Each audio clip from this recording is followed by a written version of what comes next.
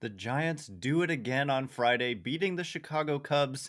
Early day game on Friday. Pretty unusual, but pretty common in Chicago. But Giants come out. Brandon Belt names himself the captain of the team in a kind of hilarious joke, wears some tape on his jersey on the field with the block letter C for captain. So a funny day for the Giants and another win in a bullpen game. So we'll break it all down on today's Locked On Giants podcast.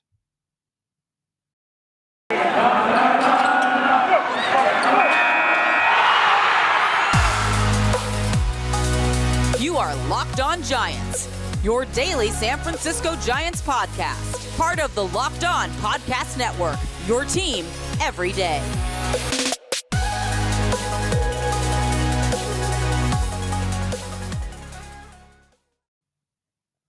Hello and welcome to Locked On Giants Baseball, part of the Locked On Podcast Network, your team every day. My name is Ben Kaspick, and on this show, we provide daily episodes Monday through Friday, talking about the San Francisco Giants in a way that's data-driven and rational, but also simple, passionate, and accessible to all. I'm a former contributor for the baseball statistics and analysis websites Beyond the Box Score and Rotographs. I've been podcasting about the Giants since 2015, and I'm a lifelong fan. This episode is brought to you by Spotify Green Room. Download the app and join me on Sunday toward the end of the game to get in on the action. So coming up on today's show, as I said, we're going to talk about today's win by the San Francisco Giants over the Chicago Cubs. Early game, and the Giants took care of business and put a win on the board ahead of their competitors. So the Dodgers are playing tonight against the Padres. And at the time of this recording, that game has not started. But with the win, the Giants were able to pull to 3 games ahead of the Los Angeles Dodgers in the standings. The Dodgers have lost a couple games in a row, and the Giants have won 5 straight. As I mentioned, Brandon Belt was kind of the story of this game today against the Cubs. A little bit of a hilarious thing going on here with this captain stuff. Belt with some hilarious quotes talking about how he's the alpha of the team. Somebody had to step up and be that alpha, and he's the guy to do it. It's all a big joke. Brandon Belt is under the radar, pretty hilarious. And so it's great to see them having fun. He literally wore this block letter C made out of electrical tape on his jersey out onto the field during this game today. Apparently, Evan Longoria put it there and did not think he was actually going to wear it into the game, but he did. And then Brandon Belt ended up having a huge game. He went 2 for 3 with 2 walks and a double and a home run. His double, he ended up scoring the tying run in the 6th inning. The Giants at that time were trailing 1-0. And then his 2-run homer capped a 4-run 7th inning. Giants just basically handily beat the Cubs when all was said and done. Cubs only had 2 hits in this game, and those hits were given up by Jarlin Garcia, who gave up a solo home run, and Camilo Doval gave up a hit. And otherwise, in a bullpen game, Giants, of course, covered 9 innings. They did issue 4 walks, but struck out 9 and only allowed 1 run. And so it's funny because there's been a lot of conversation about bullpen games and whether or not it's a good thing. But for me, at the end of the day, it's about wins and losses. And so far, the Giants have had some success going with these bullpen games. And as I have mentioned before, it's hard to argue against the results. And when you look at the Giants bullpen as a whole and you look at, okay, they're, allowing about a 3 point something, low threes ERA on the season. If you get that out of an entire game, that's a great game. And so, the Giants held the Cubs to 1 run today by their bullpen, and that's great work. I don't care if it's a starter or a reliever. At the end of the day, the name of the game is just to pick up a win that day. And the Giants were able to do that again, and they improved to 91-50. Just a great record. I mean, 91 wins. They're almost, their 94 wins was what they had the last time they won the division in 2012. So they would just have to go, 3-18 in order to match that. So they're well on their way to 100 wins. They could go below 500 the rest of the way and still win 100. There's 21 games remaining. 9 wins would get them to 100 wins. So with the Dodgers losing two in a row. It's crazy that that's all it's taken. These two teams have been so good this season that like a two-game losing streak is kind of just a devastating development. I mean, maybe not devastating, but close to it. And it's not been uncommon for the Giants or for the Dodgers to be winners of five in a row or 9 out of 10. And so with the Giants kind of streaking here, any little slip up by the Dodgers, like tonight, there's a lot of pressure on the Dodgers. If they lose, they're 3.5 games back. And for them, they only will have 20 games remaining after tonight. So 3.5 back with 20 left is kind of a difficult hill to climb. And that's why I think I said on Twitter after the Dodgers lost their second game to the Cardinals in a 4-game series, they ended up splitting. For me, it was the first time all season that I really truly considered the Giants to be the favorites in the National League West. And so, with very little time remaining, if that goes to 3.5, then for me, it's obviously even more of a significant advantage. And even if the Dodgers win, the Giants would still be 2.5 up with about 20 games remaining. Giants would have 21, Dodgers would have 20. But the fact is, the Reds are also significant to the Giants right now. Giants, with this win today against the Cubs, reduced their magic number to clinch a postseason berth to 5. And so if the Reds lose today, that magic number would go down to 4, which means the Giants could theoretically clinch a postseason berth as soon as Sunday if the Reds lose 3 in a row, Friday, Saturday, and Sunday, and if the Giants win the next two. So that may not happen, but at this point, with that magic number being 5, it is essentially a done deal. The Giants are going to the playoffs, and that is a huge deal. I know a lot of people have considered it inevitable for months, but for me, I never personally took it for granted that they would go to the playoffs. Let's just remember what expectations were for this team coming into the season. People did not expect this team to be any good at all. Our bold prediction was 86 and 76, and I thought I was as high on this team as anybody, and they just blew past 86 wins. They're at 91 with 21 games remaining. It has a chance to just go down as one of the best seasons in franchise history, and that's just incredible. So let's take each and every day for me as like a moment to appreciate what it is that this team is doing. So coming up next, we'll talk more about the specifics of the game. I want to talk about who pitched, what the pitching outlook is for the rest of this series, and I want to talk about some of the quotes from Brandon Belt and others about this captain thing, which I think is just pretty hilarious and great to see them having fun at this stage of the season. But before we get into that, slow is just right if you're on vacation, a sloth, or describing QuickBooks. More like slow books. It sucks you in and slows you down with manual processes, integration difficulties, and glitchy delays that leave you scrambling for the numbers you need. Now is the time to make the switch to NetSuite by Oracle, the number one financial system, because NetSuite gives you visibility and control of your financials, inventory, HR, e-commerce, and more. It's everything you need to grow all in one place. With NetSuite, you can automate your processes and close your books in no time, no matter how big your business grows. Failing to switch to NetSuite will leave you stuck trying to make sense of your books while your competitors sprint ahead. 93% of surveyed businesses increased their visibility and control since switching to NetSuite. And right now, special financing is back. NetSuite is offering a one-of-a-kind financing program only for those ready to switch today. Head to netsuite.com/lockedon right now. Get special financing at netsuite.com/lockedon. netsuite.com/lockedon. Did you know that Built Bar has so many delicious flavors? There's really something for everyone. When you talk to a Built Bar fan, they're definitely passionate about their favorites.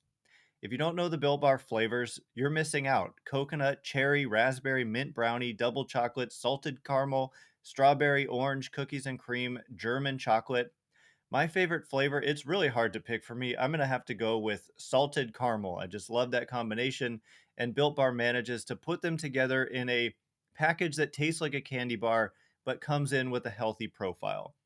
17 to 18 grams of protein, and only 4 to 5 grams of sugar, only 130 to 180 calories. Go to builtbar.com and use promo code LOCKED15 and you'll get 15% off your next order. Use promo code LOCKED15 for 15% off at builtbar.com. All right, as promised, we're going to talk more about the specifics of this game. We'll talk about where the Giants are from a pitching standpoint because of this bullpen game thing, which is happening right now because Alex Wood is on the COVID IL and Johnny Cueto is on the other IL, the normal IL, with an elbow injury. And so we haven't really discussed this, but to me, this might be we might have seen the last time Johnny Cueto pitches in a Giants uniform, and it would have been kind of unceremonious. I can't even remember his last start. I think he had been sick the start prior. Can't remember who he even pitched again. Was it the Brewers? Was it the Dodgers? But the point is, he went out there, his elbow is bothering him, and he may not pitch again for the Giants. But Alex Wood, I haven't heard any updates about him since he initially went on the COVID IL. But presumably he is doing, better and recovering and should be able to come off the IL at some point, but he may require some kind of rehab process to get back to the Giants. But in the meantime, they're going with these bullpen games, and I just think they've been largely successful. And I also don't think when it quote unquote doesn't work, that you can necessarily blame it on the fact that it was a bullpen game as much as you can just say a pitcher or two didn't perform at their best. Because as we all know, starting pitchers at times go out there and don't perform at their best themselves. And I would much rather have the Giants bullpen, which has been a really good unit this season, out there than, some below average starting pitcher. So I just don't see it as an issue. I don't know if you do, but I know some people think it's a big disadvantage. The one thing is it can tire out your bullpen when you need them when there's a regular starting pitcher on the mound. But that didn't happen because Kevin Gausman and Logan Webb were able to give them length in Colorado. And then the other fact is that they're rolling with a 12-man bullpen right now. So they've got a lot of arms down there. And today they used obviously a lot of them. I think they used 8 or 9 different pitchers as I looked through. Looks like they used 8 different pitchers today. Some of them for short outings, like Zach Littell only went 2/3 of an inning. Camilo Doval went 1/3 of an inning, so he should be fine to go tomorrow. And there's plenty of guys who didn't pitch, like Jake McGee didn't pitch. I can't even remember the last time he did, although I could pull it up and look. There's charts we can look at to see the pitch usages by these players, like when's the last time they pitched and how many pitches did they throw. And so I've been looking at that each and every day, and it gives us a good indication of what their pitching plan is going to be able to be for that given game. And so I just think that it hasn't yet put them in a bad position. Excuse me. And they are going to continue to be in a pretty good position, although at some point we've heard Scott Kazmir may be called up and make a start, but from what we have been told, it's going to be Kevin Gausman on Saturday, which is great news for the Giants. And then on Sunday, it will be Logan Webb. So that again puts the Giants in good position to win the next 2 games, and then presumably they would have bullpen games after that. But let's get into a little bit of the specifics of the offensive outburst. And then, of course, we're also going to talk about this captain thing with Brandon Belt that for me kind of came out of nowhere. I've always known Brandon Belt is a funny guy, but I was watching this game today and I just looked up and he had this taped on C on his chest. And I had no idea what the backstory was, but we got the backstory. And so we're going to read you some of those quotes later on. Evan Longoria had a big game today. He hit the home run that kind of gave the Giants their first lead of the game in the 7th inning. The starting pitcher for the Cubs, Kyle Hendricks, was really good today, and he has that ability to be really good and to keep hitters off balance. He doesn't overpower you, but he's a command specialist, and he had the Giants off balance. He's tough to pick up, and when he's hitting his spots, he can be really difficult, and that's what was happening. But the Brandon Belt double got things going in the 6th, and he ended up scoring. It was a leadoff double, and they ended up being able to drive him in.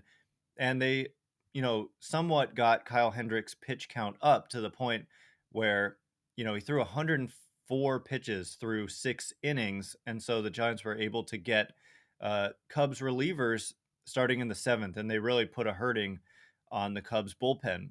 McGill and Rucker combined to throw 2 innings and allowed 5 runs. So that's the thing, too, about this Giants team is that sometimes a starting pitcher might seem to be doing really well against them, but then as soon as another pitcher comes in, you immediately see a flip, a switch flipped, and they have much better at bats. It's like a matter of time with this team. It's really hard to hold them down for an entire game, and if you have to go to some other pitchers who aren't, elite and who aren't on, the Giants can get on base often via the walk because they're working counts and they're not chasing. And then they're liable to run into a home run because they hit a ton of them. And today was no different. The Giants added a couple more home runs. Like I said, the one by Evan Longoria, and then later in that inning, the one by Brandon Belt, both 2-run shots.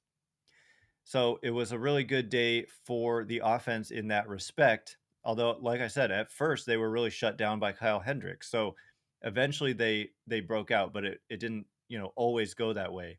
There was also a really great defensive play by Brandon Crawford in this game.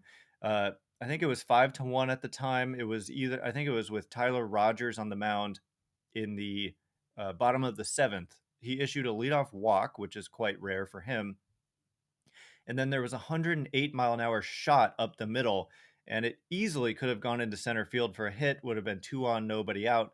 But Crawford just gloved it, reaching far to his left, and then he made like a shovel flip to Tommy LaStella, who barehanded it, and then made a quick turn to Brandon Belt at first base, and it was a 6-4-3 double play when all was said and done. Easily could have been a hit. 108 miles an hour is very hard hit. Anything north of 95 is considered hard hit, but 108 is quite up there. A lot of guys kind of top out in that range. So just a great day all around. It could have been a disappointing loss. It looked like they might get shut down by Kyle Hendricks and the Cubs, but they eventually broke out. So coming up next, we're going to get finally to these quotes by Brandon Belt, Gabe Kapler, Evan Longoria about this captain joke. I think it is funny to talk about, and we'll check in on the Dodgers and the Reds, and then we'll talk about expectations for the weekend. So all of that is coming up next. But first, it's that time of year again, and all eyes are now turning to football as teams are back on the gridiron to start the football season. As always, BetOnline is your number one spot for all the pro and college football action this year. Get all the updated odds, props, and contests, including online's biggest $500,000 NFL Mega Contest and the world's largest $200,000 NFL Survivor Contest, open now at BetOnline. Head to the website or use your mobile device to sign up today to receive your 100% welcome bonus. BetOnline is the fastest and easiest way to bet on all your favorite sports. From football, basketball, boxing, right to your favorite Vegas casino games and baseball too. Don't forget about that. Don't wait and take advantage of all the great offers available for the 2021 season. BetOnline, your online sportsbook experts, promo code is locked on. Does this sound familiar? You've got one device that lets you catch the game live, another that lets you stream your favorite shows, you're watching sports highlights on your phone, and you've got your neighbor's best friends log in for the good stuff. Well, I want to tell you about a simple way to get all that entertainment you love without the hassle, and a great way to finally get your TV together. It's called Directv Stream, and it brings your live TV and on-demand favorites together like never before, so you can watch your favorite sports, movies, and shows all in one place. That means no more juggling remotes and no need to buy another device ever again. And the best part is that there's no annual contract. So get rid of the clutter and the confusion and get your TV together with DirecTV Stream. You can learn more at directv.com. That's directv.com. Compatible device required. Content varies by package. All right, as promised, we're going to get finally to these quotes that I've been teasing the whole time. I also want to check in with the Dodgers and the Reds, and those are significant games because of the Giants' magic number situation. And then talk about my expectations for the weekend here. But I also want to mention the YouTube thing. I mean to mention this at the start of every show, but sometimes forget. These shows are now on YouTube, so if you're watching on YouTube, awesome, hello. And if you're listening anywhere else, just check us out on YouTube sometime. I also want to address that there's skipping issues at times, and we're trying to work those out. That should be resolved if you're not watching on YouTube, but if you're watching on YouTube and there's skipping issues, I apologize, and we are working on fixing that as soon as possible. So, anyway, jumping into the Brandon Belt situation, he is just under the radar funny, and the quotes that he had after the game to me were just hilarious. He said, quote, "Really, it just started on the plane the other day. I just felt like in my heart I've been the captain all year, and so I just told everybody to let me get off the plane first since I was the team captain, and they did. It's like when people know that you're the guy, they don't say anything, they just do it." The quote that he had after the game when he was interviewed on television, he just said that somebody had to step up and he's the alpha of the team, so it had to be him who stepped up, and he did. And he it's all a big joke. Reading the article on sfgiants.com, it's almost like they took him seriously, but I'm pretty sure they didn't because it's clearly a joke. But Chris Bryant said, literally, Brandon Belt's locker is the first one in the hallway. So I saw that right when I walked in, the C tape on the logo. He said, quote, "I thought for sure he would take it off for the game because it's just some electrical tape." And then Longoria said, "I put the C on his jersey today, not thinking he was going to go out and play with it." Belt said, "When I walked in and saw it, it was pretty funny. I was not going to wear it, but everybody thought that I should. So, being the leader that I am, I stepped up and I did it." And Gabe Kapler added, "I think he could have done a better job with the tape," talking about Longoria, I suppose. It was sort of bootleg, but that's the only knock I have on it. Other than that, I thought it was a really fun, timely gesture. It was really good, really well played. Belt, let's see. No, never mind. I was going to read another quote, but that wasn't a quote at all. So, uh, Gabe Kapler continued and said, "I think it's important to smile and laugh and be playful, right? This group takes each game very seriously. You can be playful and be intense. You can be playful and be a grinder. That is really who Belt is." So I just thought that that was fun. It kind of shows the personality of Brandon Belt. I have never really understood the criticism of Brandon Belt that I know some fans have had. And I think a lot of it has often centered around his personality. People don't like the attitude that he has, like when he strikes out. Excuse me. But I'm just going to take a moment to explain something about Brandon Belt's approach and how it was not really embraced by the old coaching staff, and how he has talked about how this new coaching staff and front office really values his approach, and that makes him feel more comfortable. So I'm going to just talk about what his approach is, because I think people don't totally understand this. Like, even on TV, when we're listening to the broadcasts, they talk about how you have to protect that pitch with two strikes, right? Everybody knows what this means. It means when you have two strikes and there's a borderline pitch, they're saying you're supposed to swing at it because you don't want to, rely on the umpire to call it a ball because it's too close to take, right? This is a common thing that gets talked about in baseball. But Brandon Belt's approach has always been, basically, he knows his hot zone and he doesn't intend to swing unless a pitch is in his hot zone, even if it's a strike, even with two strikes. And some of you listening may not agree with that, but you should know that this coaching staff and this front office agrees that that is the ideal philosophy at the plate. And so gone are the days when you should be expected to protect the zone with two strikes. And Brandon Belt never has, and that's something that has driven people crazy. Is like he takes close pitches for strikes and for called third strikes sometimes. But it's by design. If you know you can't do anything with that pitch, the idea is that it's better to just take it and, of course, you're not going to be perfect in deciphering whether it's a ball or a strike. So there's a chance that it ends up a ball. These major league pitchers are so good. Oftentimes, a pitch might look like it's on the corner, and then it breaks significantly out of the zone. And so, if you have the mindset that you're protecting anything close, I believe, and they believe, and I think it's true, that if you have that mindset, you're going to protect anything close, you're going to chase a lot more because if there's a pitch that looks like it's on the edge and then it breaks out, you're deciding to swing based on where it looks like it's going, breaks out of the zone, and then you've chased.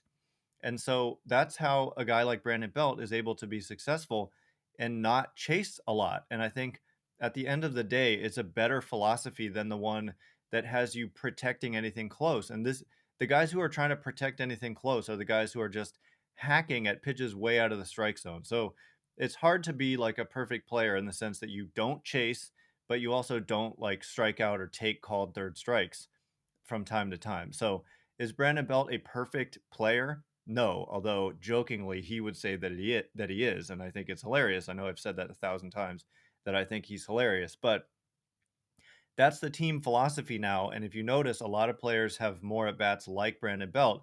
They swing out of their shoes when it's in their zone, and if it's not there, they're trying to just not take it, even if it's a strike. So we need to drop at least know that they're not encouraged to swing at borderline pitches. They're only encouraged to swing if it's in the heart of the plate. We have to remember pitchers, we give them too much credit for command. They don't throw it where they want to throw it. So, if you're they're going to give you some cookies and they're going to miss also. And so if you just take the misses that are, not in the heart of the plate and you just swing in your hot zone, that's a recipe for success. And the Giants have had a ton of success this year and they owe a lot of it to this approach. They're either first or second in Major League Baseball in home runs. Definitely first in the National League. AL teams get a DH. Giants don't have that, so it's not a fair comparison. And yet they've been first for much of the year. So it's an approach that works, and it's an approach that has worked for Brandon Belt. As I say this, we need to wrap up, and I didn't get a chance to check in on the Dodgers and Reds, so I will do that really quickly. The Dodgers are still not playing. The Reds have a 2-0 lead over the Cardinals.